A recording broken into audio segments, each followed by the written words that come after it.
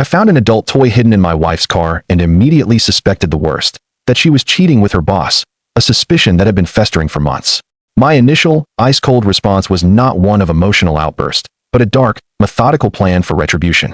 I decided to coat the device with an intensely concentrated, super-hot chili oil and carefully return it to its hiding place. The consequence of my action was immediate and agonizing.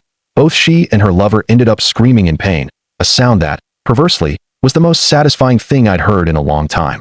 Predictably, she recovered from the physical pain just long enough to turn her fury on me, accusing me directly of sabotaging her lover's indiscretion.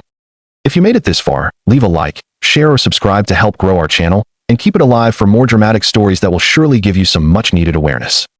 Now to the rest of the story. The moment of discovery was raw and shocking. I located the adult toy inside my wife's car, and for a long moment, I simply stood there, numb. There was no immediate, explosive reaction. The shock was too deep for that. I remember the feel of the glove compartment plastic, the sting of the cold reality hitting me. In my hand, I had been holding a small, brown vial, not of mere ghost pepper extract, but of capsaicin concentrate, a chemical component that was, ironically, as cold and inert as the state my marriage had recently devolved into. But the extract was not the immediate focus.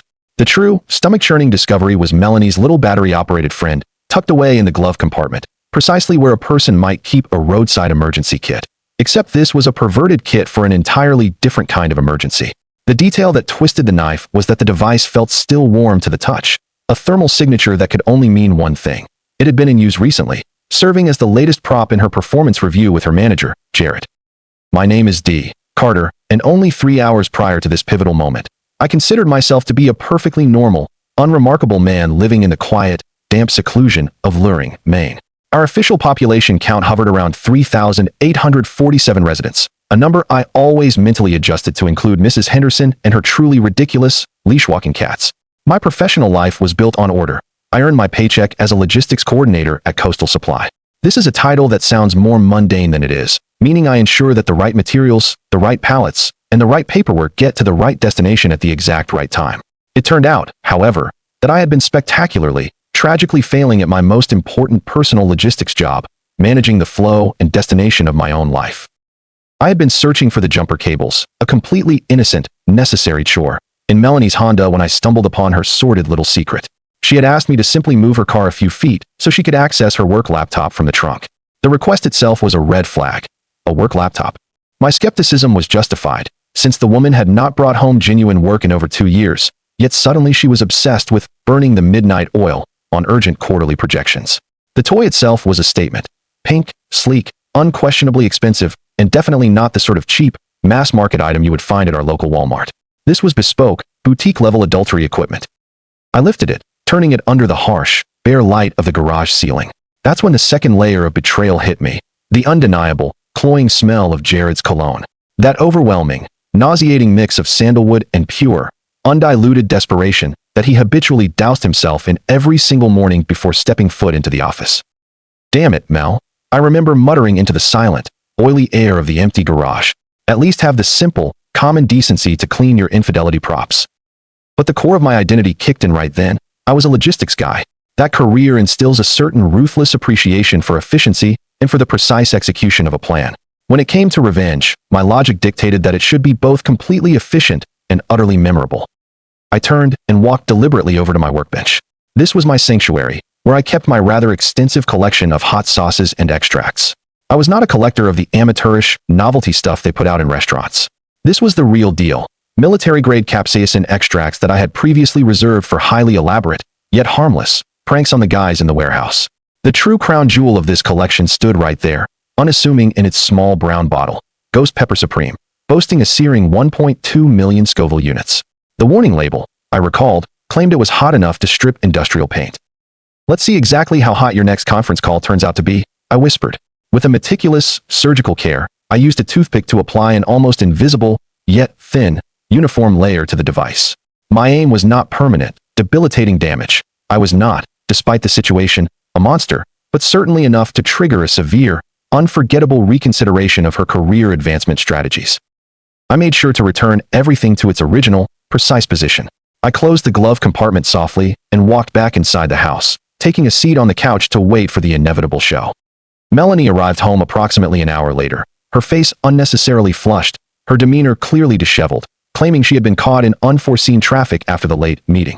She was wearing a new, delicate blouse that I knew for a fact I had never seen before, and her lipstick was entirely gone.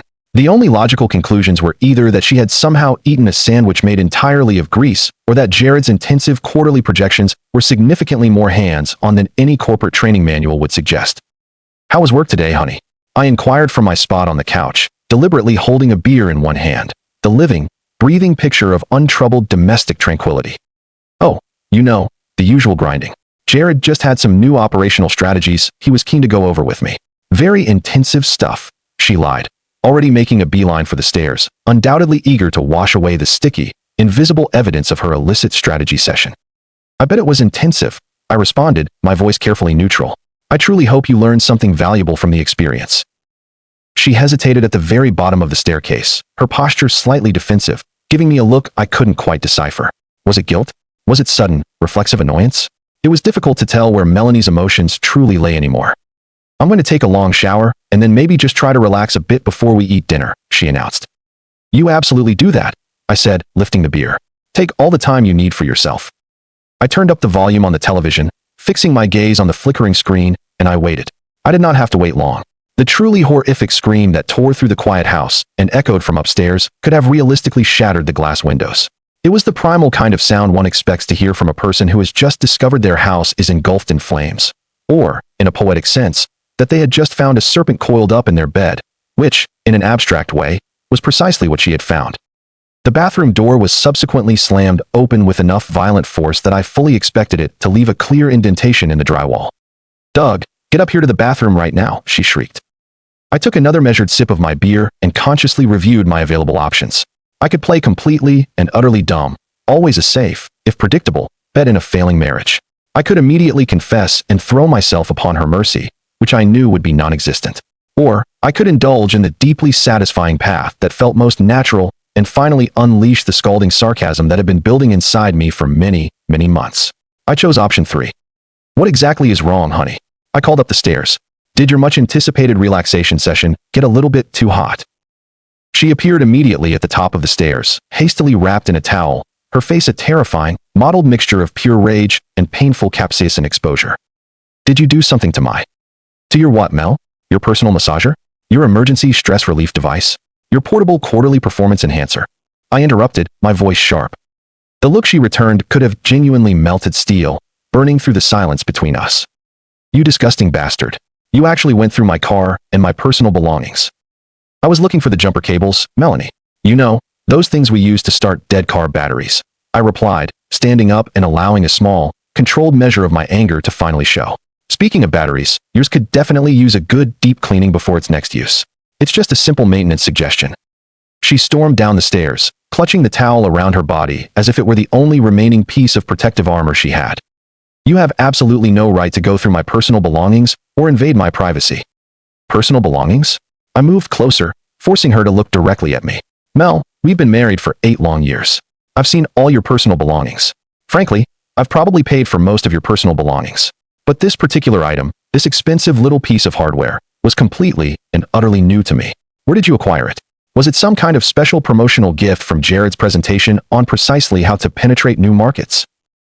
Her face cycled rapidly from stark white, showing fear, back to deep, angry red. "I don't know what in the hell you are talking about," she stammered. "I'm sure you don't. Just like you probably don't know why it currently smells strongly of Jared's overwhelming cologne. Just like you don't know why you've suddenly been working late 3 nights every week for the past 2 months.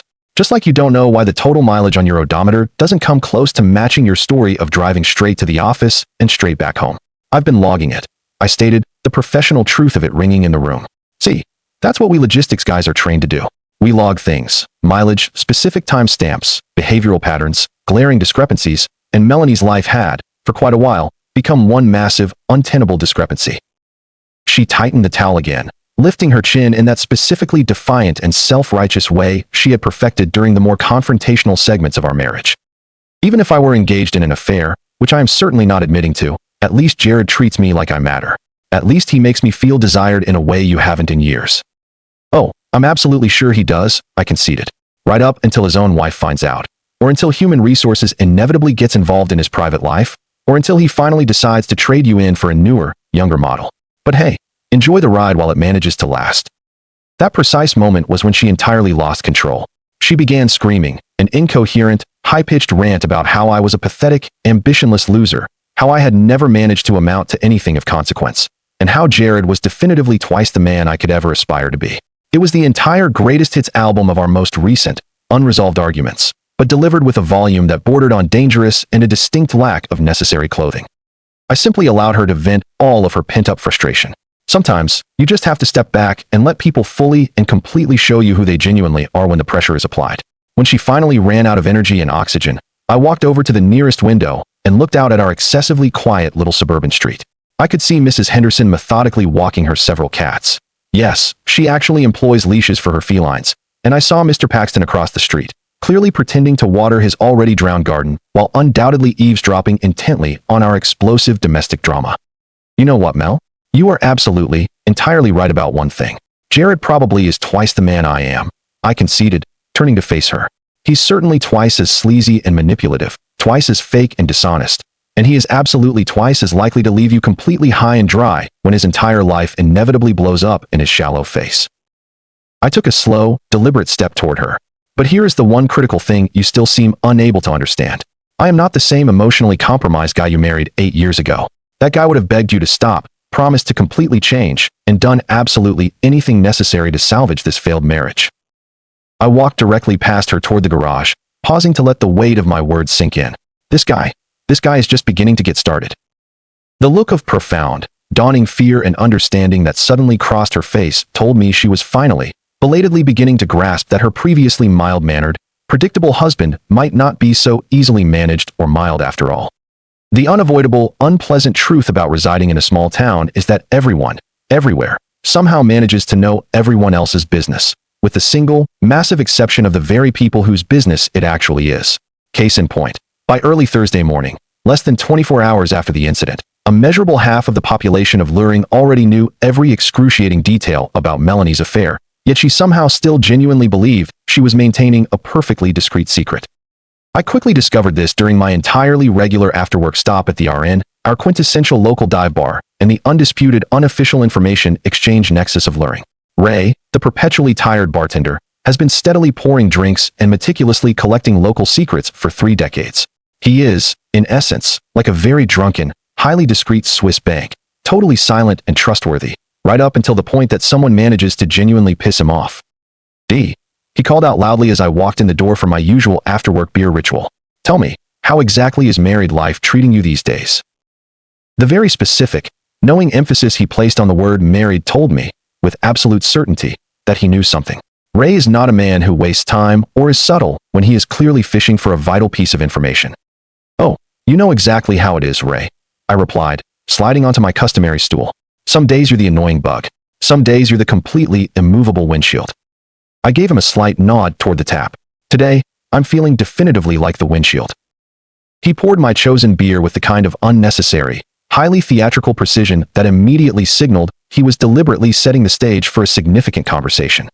I took a long, slow pull of my beer, trying desperately to maintain an expression of mildly detached interest rather than the homicidal rage that was churning just beneath the surface. Oh yeah, maybe he's got multiple, high-priority projects going on simultaneously. Maybe, Ray responded, his eyes narrowing slightly as he wiped down a glass. Or maybe he's currently working very, very closely with one of his specific employees on some sort of special, time-sensitive project. The kind of project that, let's just say, requires an extraordinary amount of hands-on attention and focused, one-on-one collaboration. Before I could formulate a suitably deadpan answer, Shelley Morrison deftly slid onto the empty stool immediately adjacent to mine. Shelley was a permanent fixture in our accounting department, and for the last 5 years, she had served as my unofficial work bestie at Coastal Supply. Crucially, she also possessed what was widely considered to be the biggest mouth and, simultaneously, the most incredibly accurate gossip network spanning 3 entire counties. Are we talking specifically about Jared Sloan and his increasingly public extracurricular activities? She chimed in immediately, signaling Ray for a much-needed whiskey. Why, honey, you're months late to the party. That specific ship has already sailed, rapidly sunk, and is currently being thoroughly excavated by marine archaeologists. Is it genuinely that obvious to everyone? I managed to ask, the cold dread solidifying in my gut. D. Darling, you have to understand, Stevie Wonder, in a blackout, could practically see what is going on with those two. Shelley confirmed with a dramatic sigh. Just last Tuesday, I personally observed Melanie's Honda parked conspicuously at the Lakeshore Motel at precisely 2 o'clock in the afternoon.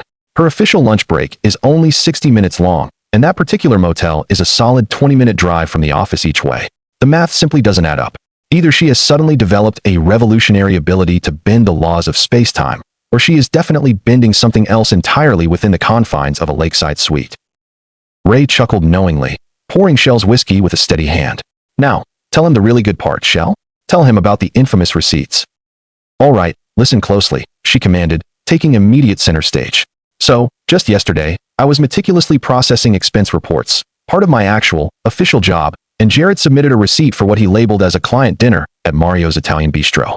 It was an eye-watering $150 charge for 2 people, which is exceptionally steep for Mario's unless you're deliberately ordering the most expensive lobster special and an entire bottle of the imported champagne. But here is the critical kicker. The receipt clearly shows a table for 2, but it's explicitly dated for last Wednesday night. She took a theatrical sip of her whiskey, a slow smirk spreading across her face. Wednesday night, D, was the night Melanie specifically told you she was working late, neck deep in the fictitious Henderson account, and simultaneously the night Jared assured his wife, Valerie, that he was traveling to Portland to meet with crucial out-of-town suppliers. It wasn't the sudden, sickening revelation of the affair that hit me. I had already processed that grim fact the moment I found the toy. What truly chilled me was the detailed, casual, and utterly arrogant way they had been constructing their elaborate web of lies to everyone, including their own spouses. Hearing the precise timeline and the calculated logistics of their deceit made the betrayal terrifyingly real in a way the pink plastic never could. How long exactly has this flagrant deception been going on? I asked, my voice barely a whisper. Based purely on my professional accounting calculations? About 3 months now, Shelley informed me. It started right after that regional conference they both attended in Boston. You remember, the one Melanie came back from all energized and excited about new growth opportunities and how she was finally tapping into unrealized market potential. Yeah, she definitely tapped into something, Ray muttered darkly from behind the bar. I drained the remainder of my beer and automatically ordered another one. So, to summarize what you are both telling me, my wife is brazenly having an affair with her direct boss. They are making zero effort to be discreet about their illicit activities. And the entire damn town of Luring knows every detail about it, except for me and Jared's wife, Valerie. Well, Shelley added, her tone slightly helpful. Clueless might be overstating it, but I suspect Valerie is definitely starting to put 2 and 2 together. She was at the post office yesterday asking some incredibly pointed questions about Jared's recent travel schedule. Wonderful, I said, leaning back and rubbing my temples. So when this entire domestic fiasco inevitably blows up, I get to be the publicly humiliated, clueless husband, and she gets to be the noble, betrayed wife who bravely supported him until the bitter end. We should really start a community support group. Ray, refilling my glass with a surprising degree of urgency, leaned closer. Or, D, you could be proactive. You could get significantly ahead of this entire situation. You could take control of the narrative before they manage to completely write you out of the story and leave you looking like the victim. I stared at him, the logic of his statement cutting through the emotional fog. What precisely do you mean by that? I mean this, D. Right now, you are playing entirely on the defense. You are simply reacting to every single move they make instead of forcing them to react to a move you strategically initiate. And in my long, cynical experience, the person who completely controls the actual action is the person who ultimately controls the final outcome. Shelley nodded her head vigorously, her eyes now gleaming with the prospect of real-world drama. Ray's completely right. You need to instantly go on the offensive. You need to deliberately gather irrefutable, hard evidence. You need to thoroughly document their activities, and perhaps most importantly, you need to subtly set up a situation where their pathetic little secret is suddenly, explosively not so secret anymore. Are you two actually talking about actively plotting revenge? I asked. I'm talking about justice. Ray corrected me sharply, his voice stern. There is a significant difference. Revenge is personal, intensely emotional, and usually just makes you look stupid. Justice is public, methodical, and is almost always effective and devastating. I let the concept of justice sink in as I methodically nursed my second beer. Justice. I liked the sound of that word immensely. It felt methodical, organized, and final, a problem that could be logically solved. Hypothetically speaking, then, I began, careful to adopt the necessary qualifying language. If someone wanted to meticulously document certain illicit activities, what would be the most effective way to go about that? Shelley's eyes instantly lit up with professional enthusiasm. Hypothetically? Well, there are a multitude of highly effective ways. You could focus on paper trails, digital evidence, physical photographic proof, or verifiable witness testimony. The absolute key is that whatever you do, it has to be completely systematic and organized. Build a professional case, D, instead of just randomly collecting unconnected facts, Ray added, summarizing the logistical philosophy perfectly. And timing is everything. You are aiming for maximum, devastating impact with the absolute minimum possible personal blowback. That means meticulously picking the right time and, critically, the right audience for the reveal. The right audience, Shelley repeated, savoring the phrase. Doug, remember, this is luring. This is a very small town. Reputation matters more than truth here. If you expose them the correct way, at the precise right moment, and in front of the specific right people, they won't just lose their cheap love nest. They will effectively lose their standing, their reputation, and their entire social viability within this community. I finished the beer, the glass cold and heavy in my hand, and finally stood up. Thank you for the excellent advice, both of you. Hypothetically speaking, of course. Of course, Shelley smiled, a knowing glint in her eyes. And Doug, if you happen to require any assistance whatsoever with your highly hypothetical research project, you know precisely where you can find me. I'm an expert in documentation. I walked the entire distance home with a profound, almost electric new sense of purpose driving me.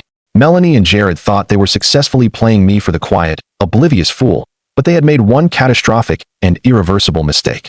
They had utterly forgotten that I was exceptionally good at my highly technical job, and my job was the precise application of logistics, planning, coordination, flawless timing, and surgical execution. They wanted to play intricate games of deceit? Fine. But they were about to discover that I had been diligently studying the entire rule book for a lot longer than they had even been playing. When I arrived at the house, Melanie was in the kitchen, deliberately making dinner with an air of completely normal domesticity, behaving as if the night before's horrific screaming match had never occurred, as if she had not been systematically cheating on me for the last 3 months. How was work today? She asked, not bothering to look up from the stove. Educational, I stated simply. Extremely educational, actually. For the next 2 solid weeks, I transformed my life into a meticulous, single-minded mission. This was not the chaotic, emotionally driven mission of an obsessive stalker. I was not, in fact, crazy, but the supremely methodical, systematic kind of operation that comes naturally to a professional who has spent decades meticulously tracking large, complex shipments and managing multi-layered supply chains. I was building a case file. First, my initial step was to scientifically establish their pattern of deception. On predictable Tuesdays and Thursdays, Melanie would send me a text message around noon, falsely claiming she had to work late into the evening. Jared, with the precision of a Swiss timepiece, would submit corresponding expense reports for fictitious client meetings on those very same days. And according to Shelley's dedicated reconnaissance, which I had quickly leveraged into a professional partnership, his recognizable car would be reliably parked at the Lakeshore Motel from approximately 1:30 p.m. until exactly 4:30 p.m.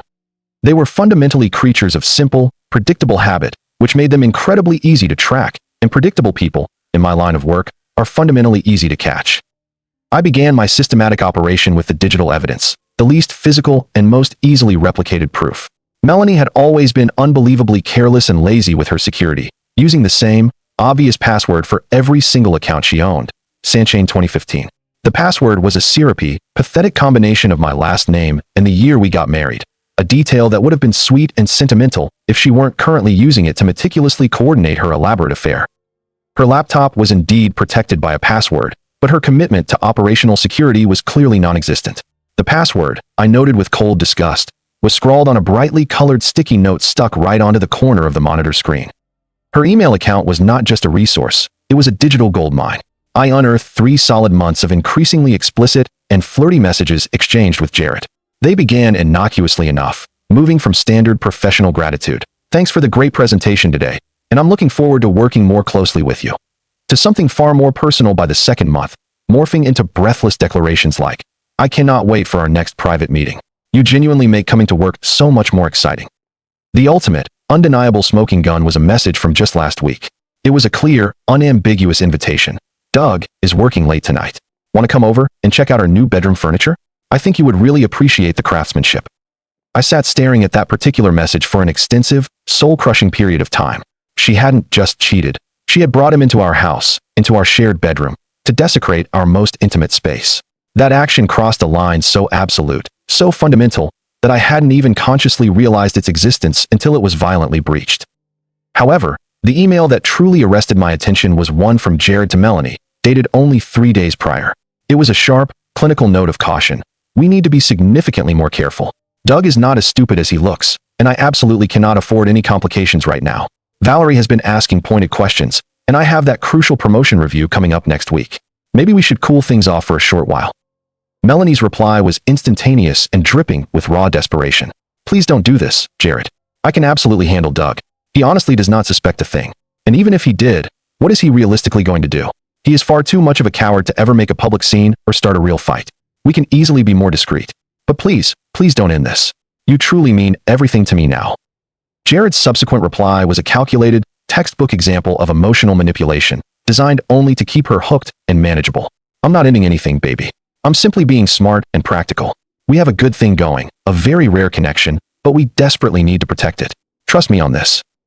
I methodically printed out the entire, sprawling email chain, every word, every timestamp, and neatly filed the collection in a new physical folder I titled, with dark irony, Project Sunshine.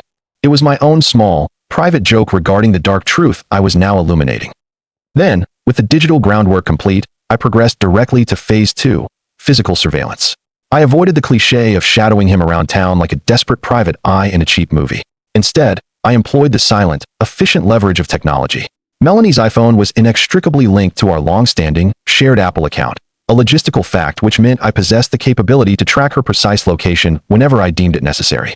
This was not, by any reasonable definition, ethical behavior, but neither, I quickly reminded myself, was 3 months of calculated, flagrant adultery.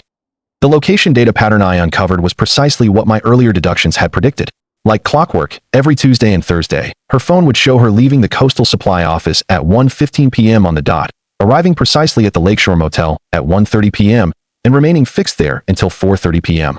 Following this, she would drive straight back to the office, remain for an hour to successfully establish a fake alibi, and then arrive home armed with fabricated stories about impossibly difficult clients and overwhelmingly demanding deadlines. But I knew I required more than just cold, impersonal location coordinates. I needed undeniable, human witnesses to confirm the in-home invasion. This is where my 70-year-old neighbor, Mr. Peyton, unexpectedly became an invaluable asset. Mr. Peyton had been retired for a decade and spent the vast majority of his time relentlessly monitoring the comings and goings of every single resident on our street. I had always found his pervasive nosiness deeply annoying and intrusive, but suddenly, it felt like a strategically invaluable resource. "Hello there, Mr. Peyton," I called out, approaching him one crisp Saturday morning as he was clearly pretending to diligently trim his hedge while actually watching Mrs. Henderson perform her bizarre, leashed catwalk. "Got a minute to spare?" He shuffled over to the low chain-link fence separating our yards, his eyes bright and clearly delighted to have a fresh, willing audience for his meticulously observed data. "Sure thing, Doug. What exactly is on your meticulous mind this morning?" "I've been seriously considering installing some high-end security cameras," I began, laying the groundwork for the inquiry. "You know, with the sudden spike in small break-ins happening over in the Millfield development, have you personally noticed any unusual or suspicious activity around here lately? Any strange cars you don't recognize, or people who are clearly not from our direct neighborhood, that sort of thing?" His eyes immediately lit up like a Christmas tree plugged into a power surge. "Oh, you bet your life I have, Doug. Just last week, I distinctly remember a silver BMW, a very fancy, expensive car, that was parked right in your driveway on a Wednesday afternoon. Out-of-state plates, too. The driver was a well-dressed gentleman, maybe in his mid-40s, and he was here for about an hour while you were clearly away at work." "Oh, is that right?" I responded, maintaining a facade of detached curiosity. "Did you by any chance happen to see who actually let him inside the house?" Well, now, I certainly didn't want to be nosy, but I just happened to be giving my prize-winning tomatoes a watering at the precise moment Melanie opened the door for him, Mr. Peyton explained, clearly relishing the detail. She was wearing one of those silky robes. You know, the kind of attire women only ever seem to wear in the movies. Seemed a little underdressed for a casual business meeting, if you were to ask me honestly. I nodded slowly, thoughtfully, processing the brutal confirmation. "Probably just a contractor or some kind of interior designer," I suggested, offering a plausible lie. Melanie mentioned she wanted to extensively redecorate the bedroom suite, and that style of car is often driven by high-end architects. Could be, he conceded, adjusting his cap. Though most contractors I know don't drive top-of-the-line BMWs or restrict their visits to exactly 1 hour. But hey, what do I really know about the high-end design world? What he knew, apparently, was more than enough. His detailed observations confirmed the final, agonizing detail. Jared had not only been in my house, but he had been in my bedroom with my wife, while I was diligently at work earning the necessary money that paid for the very bed they were undoubtedly defiling. The sheer, blinding white-hot rage that hit me was so overwhelmingly intense that I involuntarily had to grab onto the sharp edge of the fence just to steady myself and prevent a physical collapse. But I managed, through sheer force of will, to keep my voice absolutely steady, and even as I sincerely thanked Mr. Peyton for his incredibly useful information, promising to immediately let him know if I finalized the decision to install those high-tech cameras. That specific night, I lay wide awake, perfectly still, staring blankly at the dark ceiling, my ears attuned to the soft, rhythmic sound of Melanie sleeping soundly and peacefully beside me. She was probably, I thought with a cold wave of bitterness, dreaming of Jared, of their secret, cheap trysts, of the promotion she foolishly believed he was going to grant her in exchange for her body. She had absolutely no conception that her perfect, meticulously planned little affair was about to become extremely, devastatingly public, because in that quiet moment, I had made an irrevocable decision. It was no longer simply about catching them in the act and ending the marriage. It was about making sure that when the truth was inevitably revealed, it did so in the most publicly humiliating and devastating way I could possibly engineer. They wanted to humiliate me privately and make me feel like a pathetic failure? Fine. I was going to return that favor, magnified exponentially, in front of the entire town. The annual Lure and Lobster Festival was only 2 short weeks away. It was the single biggest social event on the town calendar, the designated place where everyone who was anyone would dutifully gather in the town square to consume overpriced, greasy seafood, and engage in the annual ritual of gossiping viciously about their neighbors. It seemed like the single, perfect, and most appropriate venue for delivering a little, unforgettable public lesson in both corporate ethics and the sanctity of marital fidelity. I rolled over carefully, looking at Melanie's sleeping face in the pale moonlight. She looked so utterly peaceful, so deceptively innocent. It was almost, I admitted to myself with a detached coldness, a genuine shame that I was about to systematically destroy her carefully constructed life. The undeniable brilliance of the Lobster Festival as a stage was that it successfully drew every single notable person in the town and the surrounding region. Business owners, entire families, awkward teenagers on first dates, retirees desperately searching for entertainment. Essentially, anyone who held even a sliver of social standing in Lurin showed up to eat lobster rolls and perform the ritualistic facade of enjoying forced community togetherness. This year's festival was already shaping up to be exceptionally well attended. The long-range weather forecast was perfect. The local newspaper had been aggressively promoting it for weeks on end, and several regional politicians were scheduled to make high-profile, public appearances. In short, it was going to provide the perfect, undeniable stage for my meticulous little performance of retribution. I had spent the last agonizing week constantly fine-tuning every single micro-detail of my plan. The absolute key was in the timing and the presentation. I needed to achieve the maximum possible emotional and professional impact with the absolute minimum possible legal exposure, which demanded a scrupulous, almost surgical precision regarding how I revealed what I knew. Shelley had proved herself utterly invaluable in this planning process during our daily debriefings at the RN. She had helped me thoroughly think through every possible angle and potential pitfall.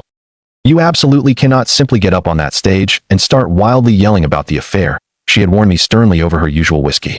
That maneuver immediately makes you look unhinged, crazy, and desperate, and it undermines your entire message. You need to be completely calm, meticulously factual, and allow the evidence, the undeniable, cold truth, to speak entirely for itself. What exactly constitutes the necessary evidence? I had asked her, my voice low and serious. Well, you currently possess the printed emails, the damning location data, and Mr. Peyton's meticulous witness statements. Those are all excellent building blocks. But what you truly need is something that powerfully demonstrates their authentic, true character, something that viscerally reveals who they truly are underneath all the carefully layered lies and professional facades. That crucial piece of insight is when I suddenly remembered a specific, toxic detail from Jared's earlier email chain with Melanie. In one of his messages, he had explicitly mentioned how pathetic I was, how stupid I was not to immediately realize what was happening right under my very nose, and how Melanie could easily do so much better than perpetually settling for a small-town loser like me. But the real, crystalline gem, the ultimate proof of her contempt, was an accidental voicemail Melanie had inadvertently sent to my personal phone instead of Jared's. In her rush and carelessness, she had intended to select Jared Olson from her contacts, but had hit the D. Carter contact instead. In the recorded message, her voice was light, high, and completely unburdened, and she was clearly laughing about how easily I had bought her transparent story about working late. She called me clueless and openly declared that she almost felt sorry for me because I was so ridiculously trusting and naive. I had meticulously saved that damning message, along with several others she had mistakenly sent to Jared that I had quickly intercepted by temporarily forwarding her calls to my own phone. Technology, I concluded, is a truly magnificent thing when one possesses the knowledge and training to use its capabilities correctly. The ultimate plan was ruthlessly simple, professional, and devastating. During the festival, at the precise moment everyone, including Jared and Valerie Olson and Melanie's parents who lived nearby, was gathered around the main stage for the annual, highly publicized lobster eating contest, I would politely ask for the microphone under the pretext of making a special community announcement. Then, I would calmly and methodically play the intercepted, unfiltered voicemails for the entire, captive audience to hear, followed by a brief, controlled reading of the most damning email excerpts from the Project Sunshine file. This was the beauty of my plan. There would be no yelling, no accusations, no emotional breakdowns. Just the cold, hard facts presented clearly and publicly, with the benefit of dozens of witnesses and probably several people already recording the spectacle on their mobile phones. The legal beauty of the execution was that I would not be doing anything remotely illegal or technically actionable. The damning voicemails had been physically sent to my phone, therefore they were unequivocally mine to keep and share as I saw fit. The printed emails had been demonstrably sent and received using our shared home computer and our family internet connection, meaning I had every reasonable right to access them and document the contents. And every single statement I planned to make on that stage would be verifiably, absolutely true. Melanie and Jared would be entirely blindsided. They would have zero time to prepare any form of defense, concoct a counter-narrative, or attempt to spin their pathetic side of the story. By the time they fully comprehended the magnitude of what was occurring, the public, professional, and personal damage would be completely, irrevocably done. But I was not content to simply stop there with a passive reveal. Ray, the bartender, had inadvertently given me an exceptional idea about controlling the narrative, and I decided to take that advice to heart and expand upon it. On the Thursday immediately preceding the Lobster Festival, I made an unscheduled, special trip directly to the Lakeshore Motel. I had time to visit with my usual logistics precision. Melanie's phone location data confirmed she was already inside with Jared for their regular, mid-afternoon rendezvous. The motel manager, a perpetually shifty man named Pip, was hunched behind the counter reading a dog-eared magazine when I walked in. "Can I help you, buddy?" he asked flatly, not bothering to look up from his reading material. "I sincerely hope so," I said, walking toward the counter. "My name is D. Carter. I believe my wife may have inadvertently lost an expensive earring in one of your rooms. She was here earlier this week for a brief business meeting that ran long." He finally looked up, and I saw the immediate, unmistakable flicker of recognition in his eyes. He knew exactly who I was. More importantly, he knew precisely why I was truly standing there. "Listen here, buddy. I absolutely do not want any trouble or drama on my property." "Trouble? No, none at all, I assure you," I replied, pulling my phone from my jacket pocket. "I just need to confirm which specific room she was occupying so I can politely ask your housekeeping staff to keep a sharp eye out for the missing earring. It has a great deal of sentimental value to my wife, you see." I held up my phone, showing him a clear picture of Melanie from my gallery. This is her, an attractive woman in her mid-30s. She typically arrives around 1:30 p.m. on Tuesdays and Thursdays. Sometimes she is accompanied by a man in a silver BMW sedan. Pip visibly shifted his weight, clearly uncomfortable and caught out. "Look, mister. What people choose to do on their own time is fundamentally not my business. I just rent the rooms. I do not ask any questions about what they do inside them. I am not asking you to violate anyone's confidences or betray any of your clientele," I maintained calmly. "I am merely asking you to simply confirm the room number so I can correctly search for the earring. It was room 237, correct?" The immediate, horrified look on his face provided all the confirmation I needed. Melanie's location data, combined with a quick check of the motel's layout, had been accurate enough to narrow it down to that single section of the building. And room 237, I noted, had the perfect, unobstructed view of the entire parking lot, ideal for spotting any unwanted or unexpected visitors. "I cannot, under any circumstances, give out specific information about my guests," Pip finally stammered out, but his voice was devoid of any real conviction or authority. "Of course not. I completely understand your policy. I wouldn't want you to violate anyone's personal privacy," I said, turning deliberately toward the exit. "I will just casually mention to my wife that I stopped by, and maybe she can call you directly about the lost earring in room 237 herself." I paused dramatically right at the doorway. "Oh, and Pip, one final thing. You might want to make absolutely sure your security cameras are in completely good, working order and actively recording.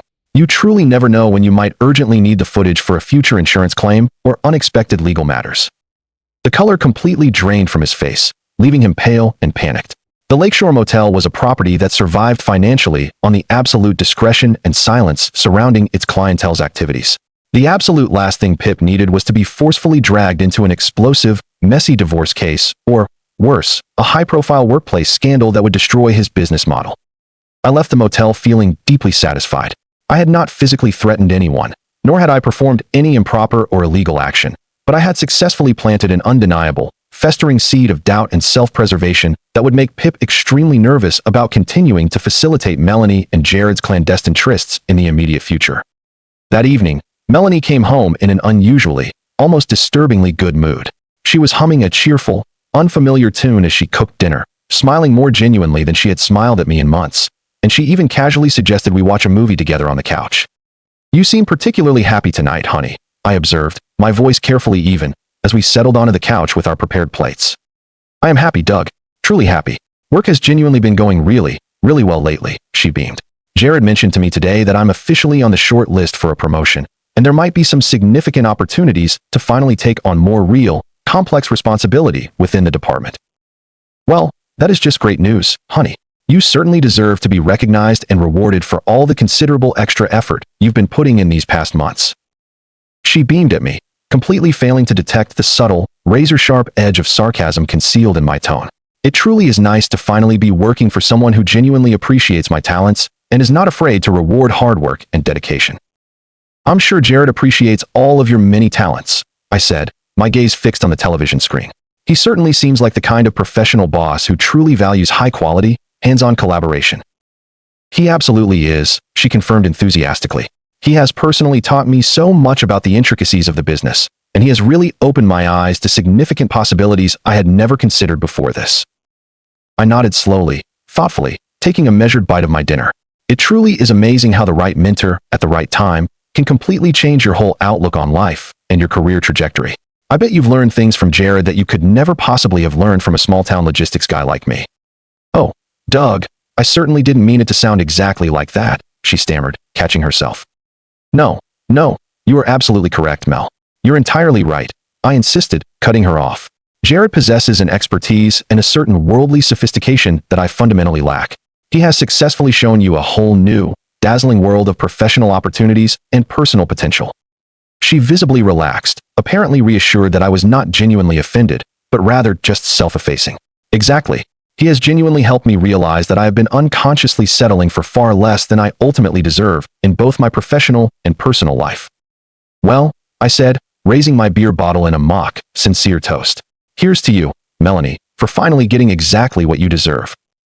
We clinked our glasses together, and Melanie smiled at me with what seemed like a flash of genuine, unburdened affection for the first time in months. She had absolutely no idea that in less than 3 days, at the exact center of the Luren Lobster Festival, she was going to get precisely what she deserved. And I was personally going to ensure that the entire town was there, watching intently, to witness her reception of it.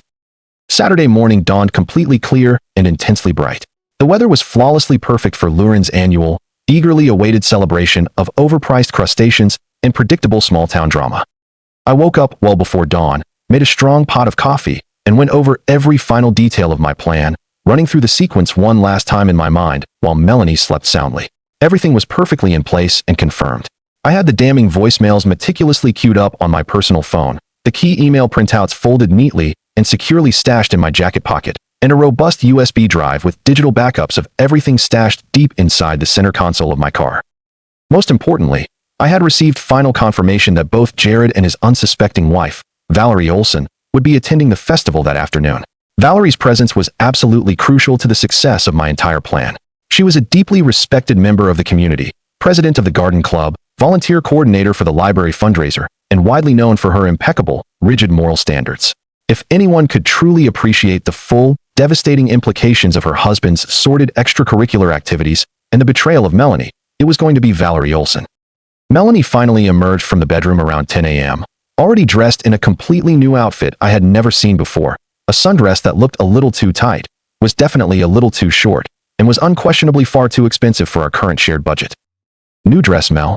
I asked casually, my voice betraying nothing. "Oh, this old thing?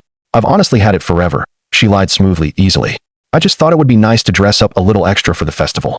You truly never know who you might unexpectedly run into at these community events." "Very true," I agreed, nodding slowly. "I'm entirely sure that Jared will especially appreciate the visible effort you've put into your overall appearance today." She shot me a sharp, suspicious look, trying to gauge the sincerity of my statement. "What exactly is that supposed to mean, Doug?" "Nothing at all, Mel," I replied, allowing a smile benign smile to cross my face. Just that your direct boss seems to be the kind of professional who genuinely notices when his employees go the extra mile to look sharp and professional. It's good that you want to make a positive, lasting impression on management. She visibly relaxed, accepting the easy explanation. Exactly. Image genuinely matters a great deal in business, particularly when a promotion is pending. We drove to the festival separately, as planned. She wanted to arrive significantly early to help with the initial setup for the Coastal Supply booth, and I told her I urgently needed to stop at the hardware store first for some essential items. In reality, my solitary drive was necessary to ensure I could precisely position myself strategically for the absolute maximum, devastating impact. I found a strategic parking spot a few blocks from the town square, ensuring my departure would be quick and unobserved when the time came. The square was already a hive of energy as I arrived. Vendors were busily setting up their colorful booths, families were strategically staking out their prime spots for picnic blankets, and the entire, usual cast of Lurin's local characters was beginning to assemble for the biggest social event of the year. My eyes immediately locked onto Jared Sloan. He was standing conspicuously near the main stage, talking and laughing with Mayor Patterson, looking every bit the caricature of a successful, self-important businessman in his perfectly pressed polo shirt and immaculate khaki pants. His silver BMW was parked brazenly in the designated VIP section, a clear, unnecessary proclamation of his supposed status. Melanie was across the square, making a deliberate show of helping to arrange the dessert table, but she was meticulously positioning herself exactly where Jared could constantly see her. The new, tight sundress was unquestionably having the precise effect she desired. I noted several men had already turned their heads to look at her, and I could see Jared sneaking frequent, hurried glances in her direction, confirming their subtle, toxic connection. What neither of them seemed to notice, in their self-absorbed bubble of deceit, was Valerie Sloan, Jared's wife, standing composedly in the shade of the gazebo with the other ladies from the garden club, watching her husband's conspicuously wandering eyes with a suspicion that was visibly growing into cold certainty. I spent the next hour moving through the crowd, performing the ritual of small-town social engagement, saying practiced hellos to neighbors, making polite, meaningless small talk, all the while efficiently keeping meticulous track of the key players in my unfolding drama. Shelley arrived precisely on time with her husband, Tom, and gave me a subtle, knowing thumbs-up sign when she saw me.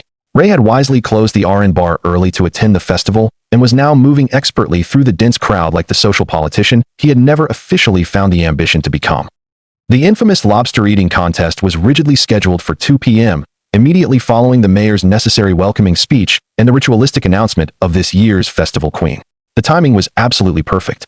Everyone in the square would be gathered in a tight cluster around the main stage, their bellies full, their mood relaxed and entertained, with their mobile phones already pulled out to record the comical sight of people stuffing their faces with seafood. At 1:45 p.m., I began my final, deliberate move toward the stage area. The contestants for the eating competition were already shuffling into their positions at the long wooden table, their oversized plastic bibs tied tightly around their necks, looking like giant, overgrown toddlers anxiously preparing for the messiest meal of their lives. Mayor Patterson was busy testing the microphone, his voice echoing in bursts of static, and I could see the nervous festival coordinator frantically checking and rechecking her clipboard. Everything was proceeding flawlessly, entirely according to my meticulously crafted plan. I positioned myself near the very front of the dense crowd, close enough to reach the stage in seconds, but not so close as to prematurely draw any unwanted attention to myself. Melanie was now only about 20 feet away, standing with a small cluster of her coworkers, laughing performatively at something Jared had just whispered intimately in her ear. Valerie Sloan, I noted with grim satisfaction, was now positioned directly in front of them, having entirely abandoned the pretense of not noticing her husband's constant, inappropriate behavior. Ladies and gentlemen, Mayor Patterson's amplified voice boomed, crackling across the entire town square. Welcome, one and all, to the 47th Annual Lurin Lobster Festival. The crowd erupted into enthusiastic applause, and I felt a sudden, massive surge in my heart rate. This was the moment of truth.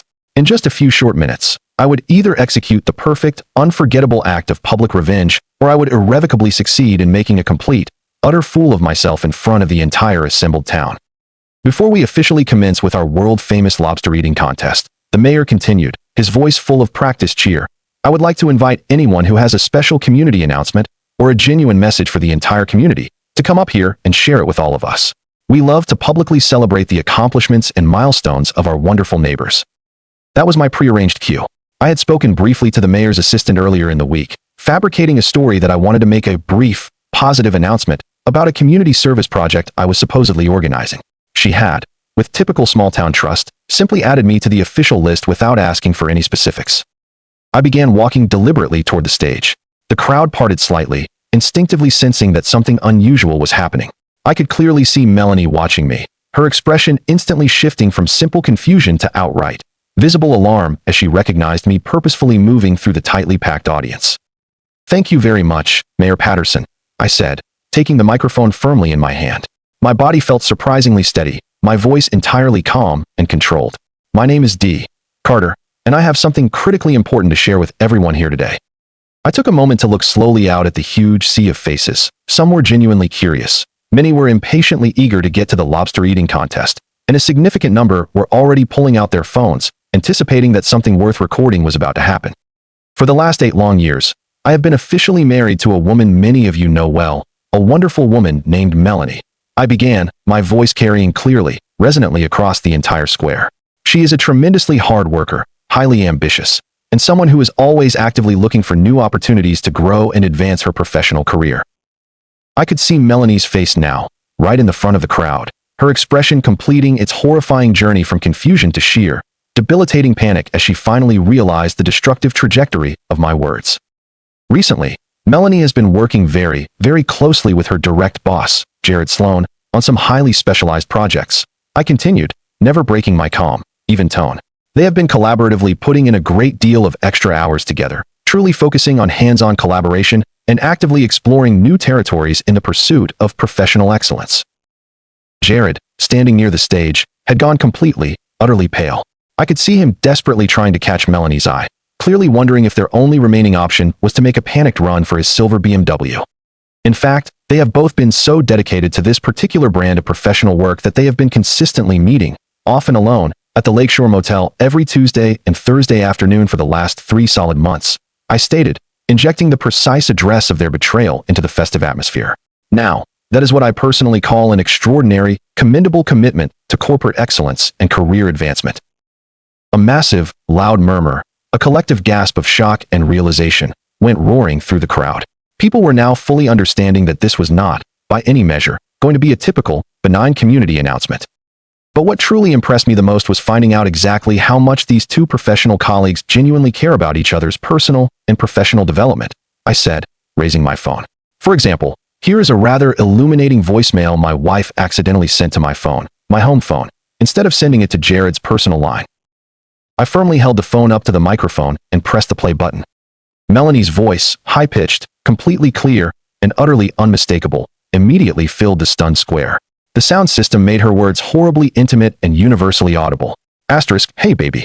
D completely bought my story about working late again. God, he is so clueless. I almost feel sorry for him. He is so trusting and naive. Anyway, I cannot wait to see you this afternoon. I have got some new lingerie I want to show you, and I have been thinking about that thing you suggested we try in the room today." Asterisk. The vast crowd had fallen into a state of absolute, total silence. It was so profound that you could have literally heard the plastic snap of a lobster claw hitting the ground. And here, for the sake of professional fairness, is Jared's supportive response. I continued, playing another, separate message. Jared's voice, smug, oily, and self-assured, immediately followed. Asterisk, "Your husband is really pathetic, is he not? I cannot believe he has not figured out what is going on right under his nose. You deserve so much better than settling for a small-town loser like him. Don't worry about D. He is too much of a coward to do anything, even if he found out about our connection." Asterisk. The suffocating, awful silence was suddenly, violently broken by a sound I know I will never forget. Valerie Sloan's voice, piercing through the crowd like a perfectly aimed, high-velocity projectile. "Jared Michael Sloan, you cowardly son of a B******. At that instant, all hell completely broke loose in the middle of the lobster festival. Valerie was violently shoving her way through the throng of people toward her utterly frozen husband, who was now frantically searching, in pure panic, for any conceivable escape route. Melanie was desperately attempting to vanish into the terrified, rapidly dispersing crowd, but she was now the singular focus of every pointing finger, every wide-eyed stare, and every toxic whisper.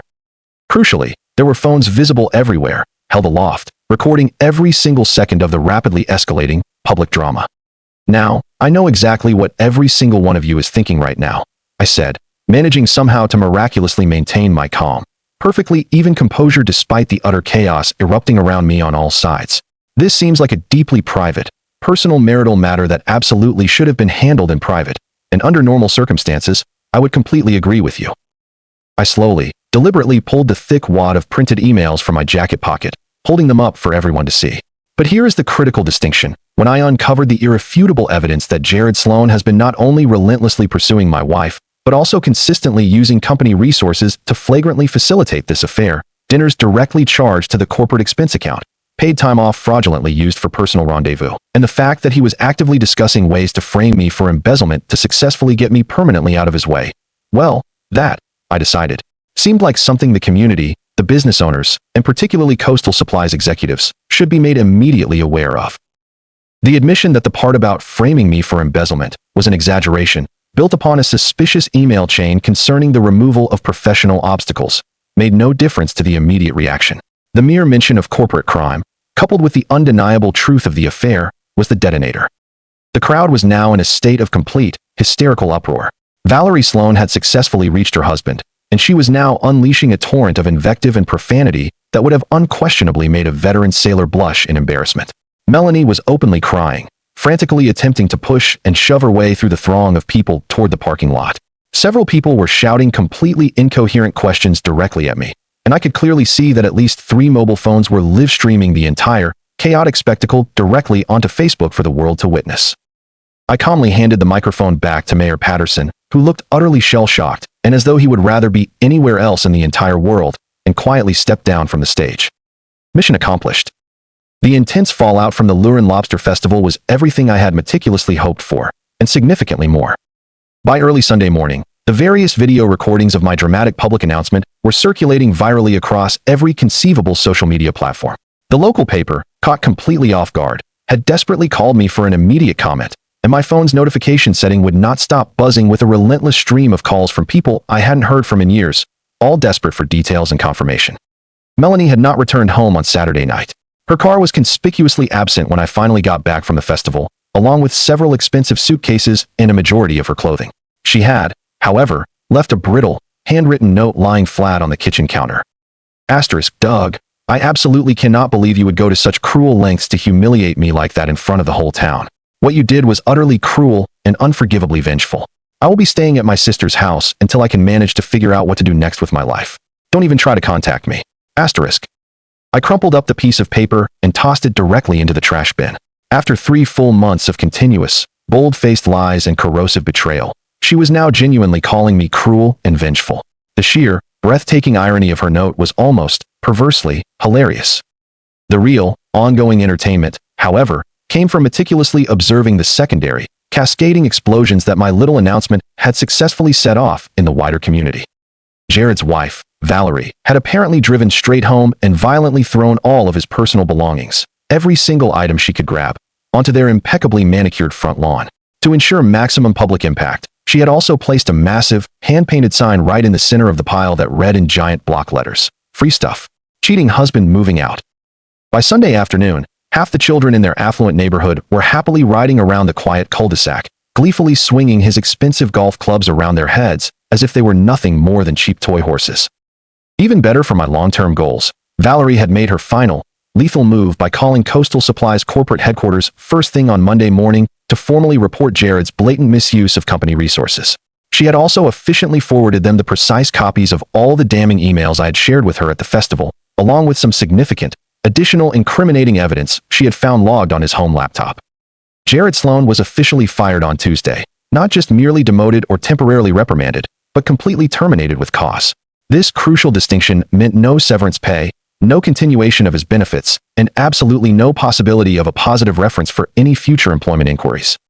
The company, reeling from the public scandal and media attention, also immediately launched a sweeping internal investigation into his expense reports spanning the last 2 years, and the powerful rumor circulating through the office was that they were seriously considering aggressive legal action to formally recover all the misappropriated corporate funds.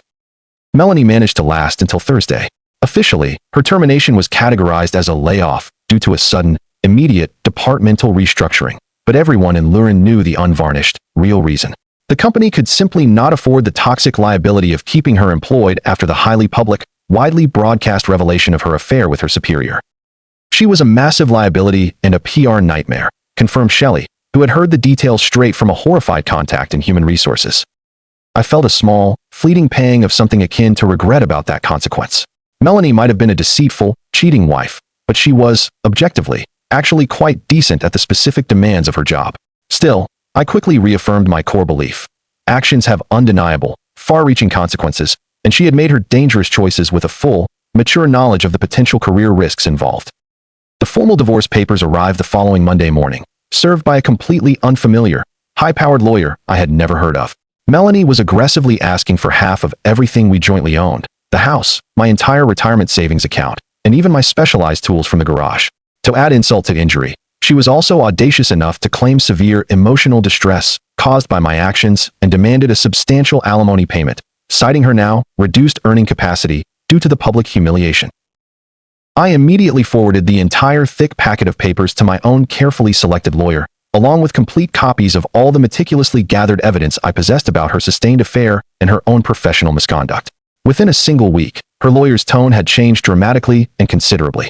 Suddenly, she was entirely willing to settle for a significantly smaller fraction of the assets, and the completely baseless claims for financial recompense for emotional distress had mysteriously and immediately disappeared from the revised filing. The truly unexpected and ultimately best part of the entire affair, however, was the profound reaction from the rest of the town. I had genuinely braced myself for the possibility that some people would think I had entirely gone too far, that I should have swallowed my anger and handled the whole humiliating situation discreetly and privately. Instead, I found myself, improbably, being treated as a kind of local, folk hero. Ray bought me free drinks at the RN for a full week straight, constantly calling me the man who finally stood up for himself and refused to be a victim. Mrs. Henderson baked me a surprisingly delicious casserole and tearfully told me I was an inspiration to downtrodden, long-suffering husbands everywhere. Even Mr. Peyton, the unassuming neighbor who had provided the crucial logistical intelligence for my operation, seemed to regard himself as a key, successful veteran of a brilliantly executed military campaign. "That was some incredible tactical planning, DK," he told me proudly over the fence one night, nodding vigorously. "It instantly reminded me of my own strategic days in the Army. You brilliantly identified the primary target, rigorously gathered the necessary intel, chose the precise optimal time and location for the engagement, and then executed with pure, absolute precision. A textbook, perfect operation." The widespread attention was certainly flattering and validating, but what truly mattered to me was the profound, final sense of closure and personal autonomy. For months, I had felt completely powerless, like I was merely a peripheral character living entirely in someone else's badly written story, forced to play the pathetic part of the oblivious husband while other people made destructive, life-altering decisions about my future. Now, finally, I had decisively and irrevocably seized back complete control of my own life's narrative. 3 weeks exactly after the unforgettable lobster festival, I was enjoying my usual, solitary after-work beer at the RN when Shelley silently slid onto the stool next to me, her eyes sparkling with the prospect of fresh, delicious news. "Doug, you are going to absolutely love this new development," she whispered, signaling Ray for her usual whiskey. "Guess who has been frantically calling the Coastal Supply office all morning, begging and asking if they can possibly have their old jobs back?" I took a slow, deliberate sip of my beer, allowing the moment of triumph to wash over me. Let me guess the identity of the two highly motivated applicants. Are they two recently unemployed adulterers who are only now, tragically, realizing that the job market for publicly disgraced people is significantly tougher and less forgiving than they initially expected? "That's exactly right," Shelley confirmed, taking a slow sip of her whiskey. "Jared called this very morning, claiming the entire public spectacle was a massive misunderstanding and that he was, in fact, the innocent victim of a vindictive, disgruntled employee, meaning you. He actually had the unbelievable nerve to suggest that you had completely fabricated the evidence." She shook her head in disbelief. "And Melanie called the day before, yesterday, crying hysterically to HR about how she was merely an innocent victim who got reluctantly caught up in a complex situation beyond her control. Her new story is that Jared ruthlessly seduced her and flagrantly took advantage of his position of authority over a naive, trusting employee." I let out a genuine, satisfied laugh. It is remarkable, isn't it? Funny how quickly their self-serving narrative completely changes when the cold, hard reality finally sets in and they have to face real consequences. "It gets even better for you, D," Shelley continued, leaning closer, enjoying the drama. "Valerie formally filed for divorce immediately and is asking for everything they own. It turns out Jared has been secretly hiding assets and racking up huge amounts of debt for years. She is also suing him for severe emotional distress and demanding significant compensation for the profound damage he caused to her impeccable reputation within the community." "Karma," I stated, raising my hand for a new beer. Karma is a ruthless and efficient logistics coordinator. Speaking of karma, Ray chimed in, setting down my freshly poured beer with a flourish. You might want to know that Pip from the Lakeshore Motel has been tirelessly telling everyone who will listen that he personally tried to warn you about what was going on between them. He claims he was simply waiting for the absolute perfect time to let you know the terrible truth. Of course, he was, I said, dismissing the lie with a wave of my hand. I'm sure his heroic intention had absolutely nothing to do with him being paralyzed by fear of getting publicly dragged into a devastating legal mess or losing his liquor license. The point is this, D. Shelley summarized, raising her glass in a formal toast. Justice was served today. You publicly exposed the truth for everyone to see. You perfectly protected yourself legally from any blowback. And you accomplished all of it without breaking any laws, resorting to any violence, or sinking to their incredibly low level of behavior. We clinked our glasses together, mine, full of cold beer, hers, full of golden whiskey, and I felt a deep, profound sense of satisfaction settle in my chest. It wasn't just because I had successfully gotten back at the people who had lied to and betrayed me. It was because I had achieved it the right way. There was no violence, no illegal activities I'd have to account for, and no embarrassing, emotionally driven behavior I would be ashamed of later. Just the unvarnished, documented truth, presented at the precise right time and place for maximum, devastating impact. So what exactly is next for Doug Carter? Ray asked, his voice softer, turning philosophical. Now that you have decisively won the war, what are you going to do with the peace you've earned? I mulled over that significant question as I finished the final drops of my beer. What came next? I had a house that was entirely my own again, a stable, secure job, and a newly established, formidable reputation as someone who was absolutely not to be trifled with or taken for granted. For the first time in many years, I felt a genuine, absolute freedom to make decisions based purely on what I wanted for my life, instead of perpetually living up to the low expectations or following the predictable scripts that other people had imposed on me. I think, I said finally, the answer feeling solid and true on my tongue. I'm going to spend a good, long while simply enjoying the very satisfying reality of being the hero of my own story. As I walked the familiar route home that night, I passed the quiet spot where the Lobster Festival stage had been hastily set up less than a month before. The entire square was quiet now, enveloped in a tranquil silence, having returned to its normal, predictable routine of small-town life. But the memory was still vivid. I could clearly recall the exact moment I took that microphone, and with a few perfectly chosen words and the right pieces of evidence, I had irrevocably changed everything. Melanie and Jared had genuinely believed they were so clever, so sophisticated, and ultimately so much better than the quiet, predictable small-town folk they were casually deceiving. They had foolishly forgotten two critical things. First, that small towns have exceptionally long, unforgiving memories, and that reputation matters profoundly more than transient money or professional status.